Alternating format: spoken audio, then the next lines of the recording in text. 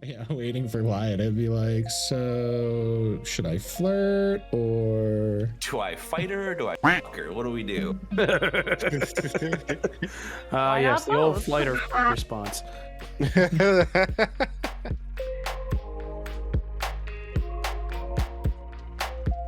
I believe where we ended the session was kind of late in the evening. You guys were sitting around the fire and you were having some food that he had prepared for you guys. And I think we were just going to have you guys do a long rest, and then that was where you're going to pick up. So unless I'm incorrect and anyone remembers differently, that is where we will begin. Was this the spot on the map where we were heading that nobody knew about? Yeah, this was it, right? Correct. Yeah. Okay. So yeah, you guys settle in for the evening. There's some spots that are laid out on the ground that are like bunk type materials. They have like thicker fabrics. It's not like you're laying on the ground itself. It's some padding, and it's actually, it's not as comfortable as the bed you've been sleeping in the inn, but it's still relatively comfortable. Did you want to do watches throughout the evening, or were you comfortable with the situation with Rogak and where you were? personally, I'd be comfortable with it. I agree. Sure. I'm okay with that. It's just, I feel like when the DM asks, do you guys want to do this? And we say no, that's just a bad idea. But I think we trust Rogak. But we're in character, okay? Yeah, I was just making sure, because then we don't need to do any rolls. Well, yeah, we talked to him beforehand, and he seemed pretty safe and doesn't seem like he's really dealt with any sort of tomfoolery from the outside world. So I think he mentioned the only thing they had to deal with was the larger wildlife, right? And that even that wasn't so bad. I think we'd be alerted if that showed up. Yeah, he generally speaking, not much comes into the city, especially at this point. There's not really a whole lot left there other than the herbs that are growing. So, yeah, as the night continues on, Orlo, he would sit down. Rogak would sit down with you and do go through some of those books that he had, teach you a little bit about some of the herbs, especially some of the ones specifically that were growing there. And I will get you some information on that stuff specifically so that we can make that mechanically work. But you guys would all just be sitting around the fire. Is there anything else that any of you would want to be doing throughout the rest of the evening? I would write in my journal before bed. Yeah, Emmerin's probably going through his prayer ritual with the blood and making sure Orlo sees. As you do that, Rogak would also be not bothered by, but very intrigued by what you were doing. See, Orlo's not the only one that thinks this is weird. And then Flo. Trying my hand at, what do I got? Leather workers tools, smith tools, tinker tools. I can use tinker tools to do some. Are there woodworking tools? There are woodworking tools, right? I can use some smith tools to practice in the meantime. Woodworking. I'll pick up some woodwork. Make a note that I want to pick up some woodworking tools eventually. Okay. Yeah, there's definitely enough things in there for you to mess around with if you were just like looking to start whittling or, toying with some of that kind of thing. So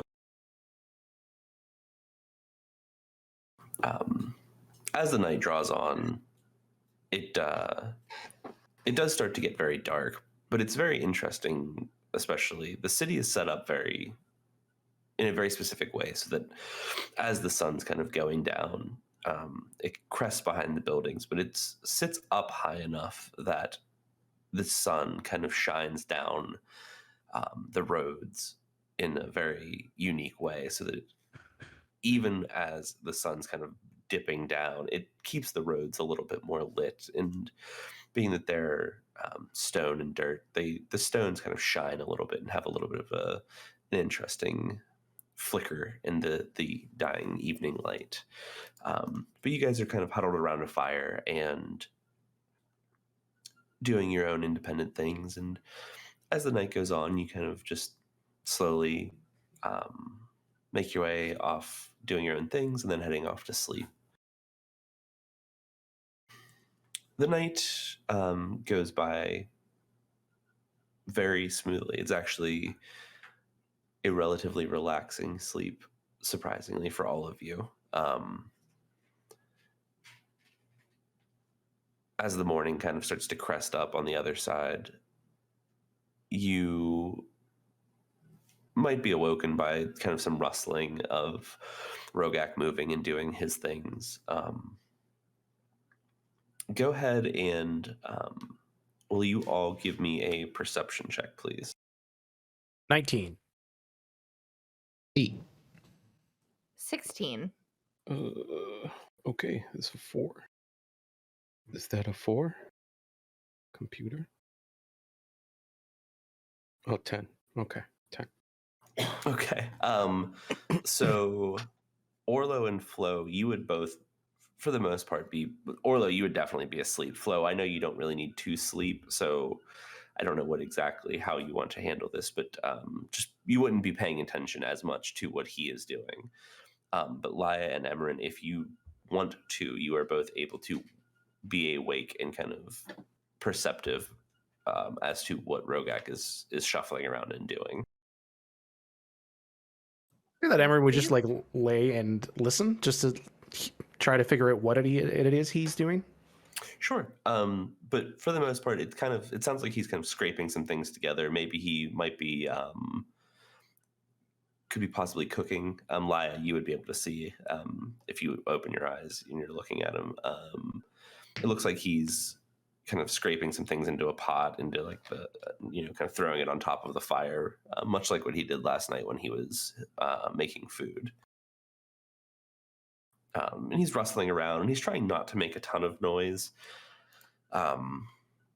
You see him as he gets everything put out on the fire. He sits down for a moment and he pulls out like a small, like leather-bound tome, kind of out from his chest, and writes a few things down in it, and then slides it back in, and then continues on his way for what's going on in the morning. And he gets the fire stoked up, continues getting some things laid out for breakfast for you all. And as the sun kind of starts to crest up enough that it's mostly visible, he gets up and picks up a broom and starts doing some cleaning out in the square that's right by you. It's a big square that sits out in the middle of a bunch of the old dilapidated homes, and there's a very big pool in the center of it. And he gets up every morning and he sweeps it and he makes sure that it's clean, because that's usually where he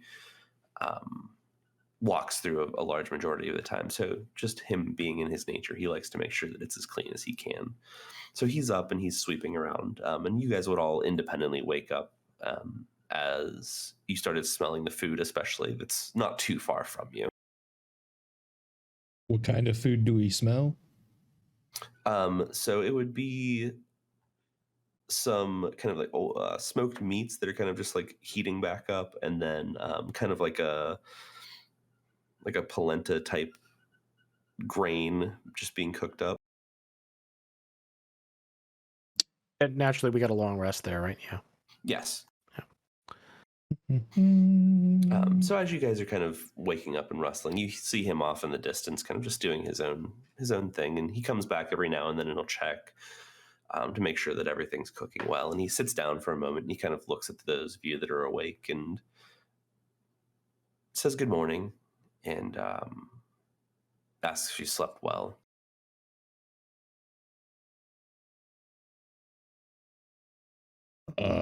Yeah, I mean, I know we were up late going over those books, but definitely got a solid few hours there.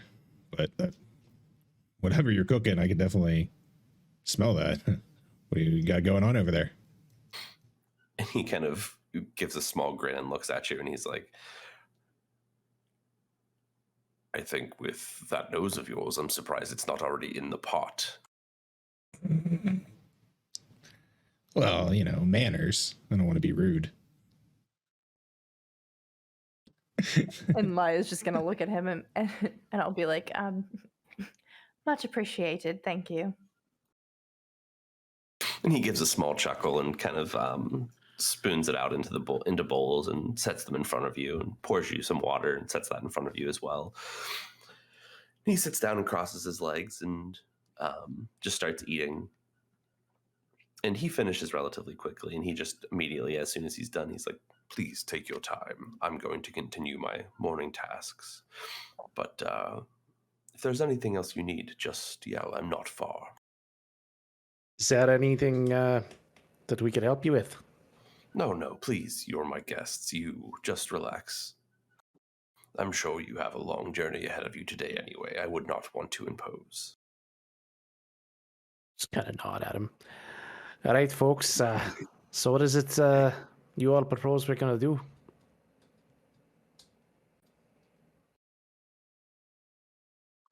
We've got some sort of wacky fucking crystal. What do we do with it?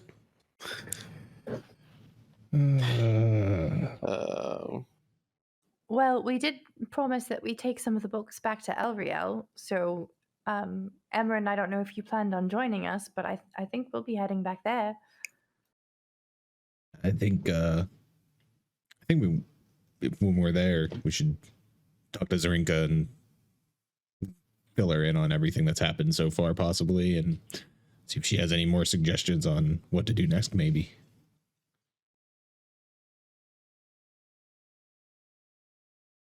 And now, as you guys are kind of sitting here and having your breakfast and talking through, Laya and Emmerin, both of you hear a very strange noise, and it's very low and very quiet. But it sounds like the rustling, like waves of water.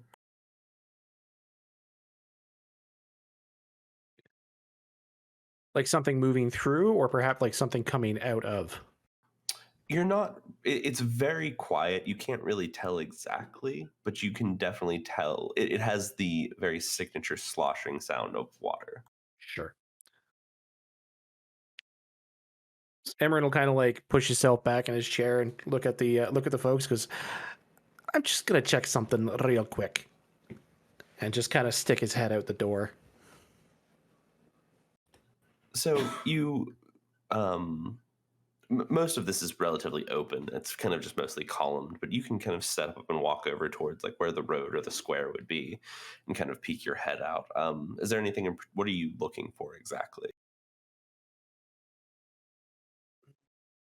Well, sources of water for one, because I know there was a river running by, Yep. right? So there's the river isn't too far away, and then there's also a large, not well, but like almost a pond of like what a fountain would be in the middle of the square.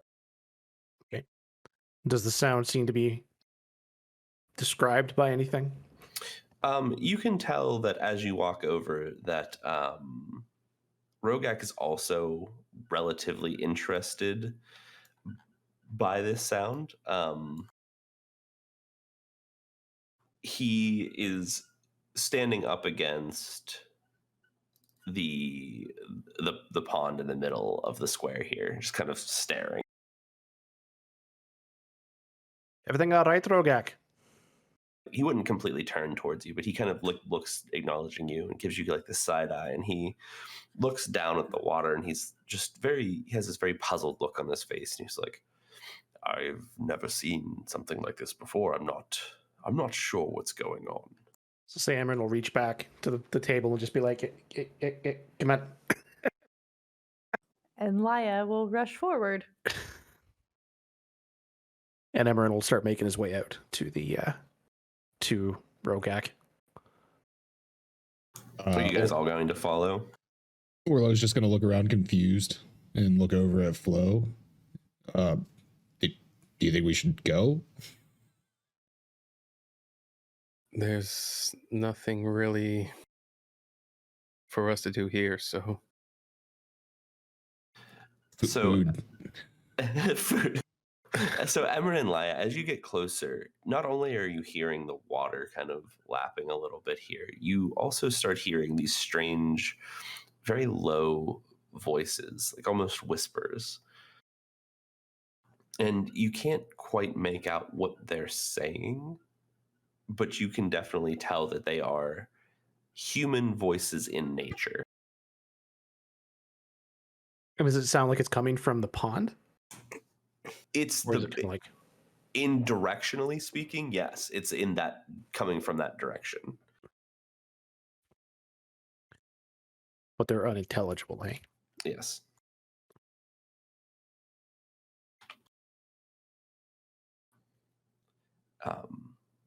And as you start to approach Flo, are you also going to head that way, I'm assuming? Yeah, I am.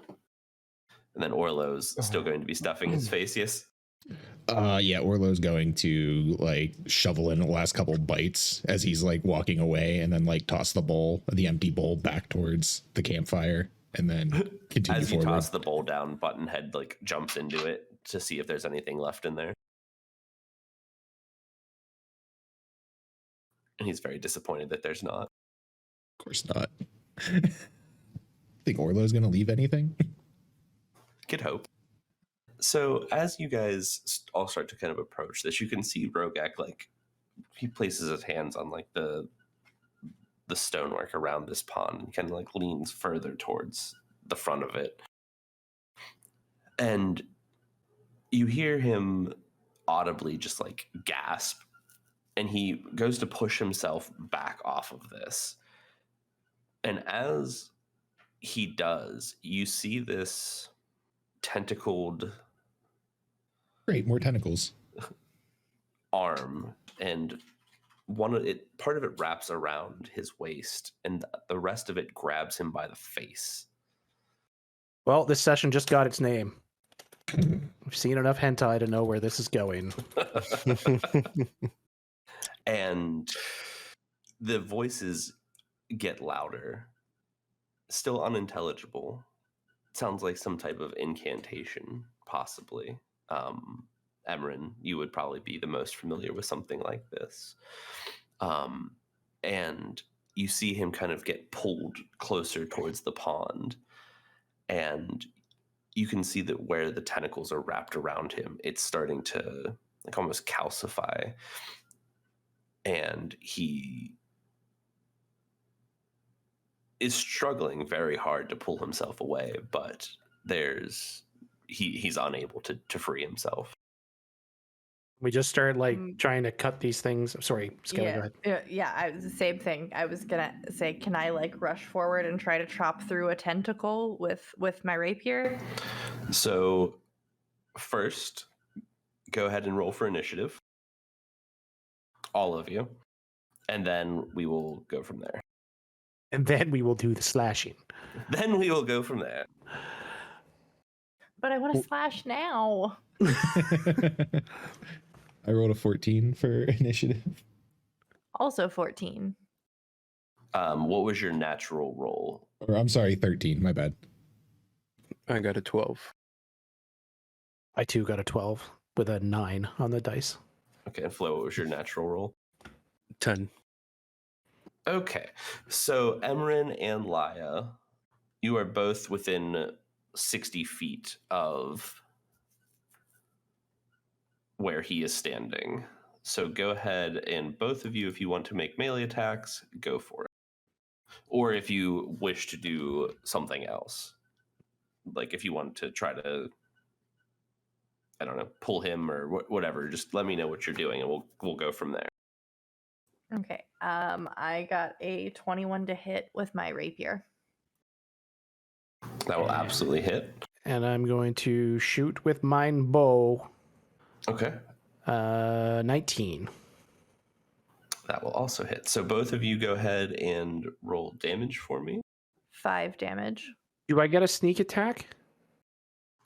Yeah, she's within 5 feet, so. Okay. So 17 damage. And Laya, you said 5? Okay. So the tentacle will kind of snap back. Laya, what is your AC? Very high. That's not a number, but that's nice. I'm glad. It's 15. Okay. Above average for a girl my size. So the tentacle will not deal any damage. You'll feel it kind of like brush up against your skin a little bit. And as you do, it's going to be very, very, very cold. And it'll kind of snap back past you and down into the water. The hand, however, is still holding him by the face. Is this hand like a human hand? It is undoubtedly not a human hand. But does it have fingers It does have fingies. at the end of a tentacle? No, not at the end of a tentacle. It's just the tentacle wrapped around him, and the hand is holding him by the face. Are they both a part? Can we tell if they're a part of the same monster or not? Laya might be able to if she looks. I'm just curious if we're dealing with one or two creatures here. At the moment, you are not sure. But Laya, it is your turn. Do I recognize the monster? Go ahead and give me another perception check. Perception check is 12. So you kind of like snap your head to the side to look, and as you do, you can see that what this is going on in this pond is most certainly not what you would expect to see. The water is very clear, but it has like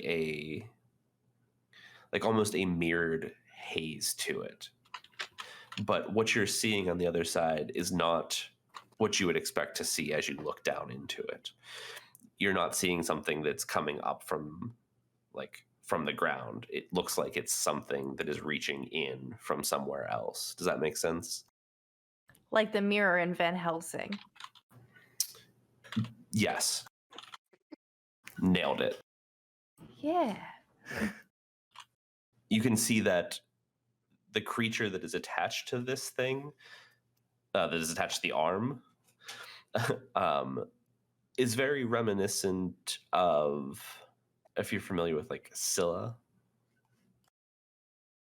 Am I pronouncing that right? The sea monster from Greek mythology. The one that's got like a woman torso but has like tentacly legs. Yep. What is Is it she again? hot? I'll hang on. Un momento, por favor. Just curious. Not saying I'm not into it, but She's actually the torso part of her is very attractive. She's it looks like she's probably seen better days, but you can tell that she's at one time at least was probably very attractive. Waiting for change her, Laya waiting for Laya to be like, so should I flirt or Do I fight her or do I fuck her? What do we do? yes, not the old both? flight or fuck response. Can I try to like use my short bow to shoot into like at her head in the water? Certainly. I'm gonna try that. Okay. Go ahead. Go ahead and roll to hit. 23. That will hit. Let's go. Okay, so that does 6 piercing damage. So you kind of pop your hip up against the side of the pond here, and you just angle your bow down into it, and you see this arrow kind of hit the water. And as it hits the water, it you would expect it to slow down or change course because of the refraction of the water, but it just flies straight through it. And you see the arrow hit her, and she kind of almost is in shock. And she kind of, you see her snap her gaze towards you. Oh, it's well timed. And you see this kind of snarl cross her face, and she takes her hand, and you see her kind of throw Rogak off to the side. And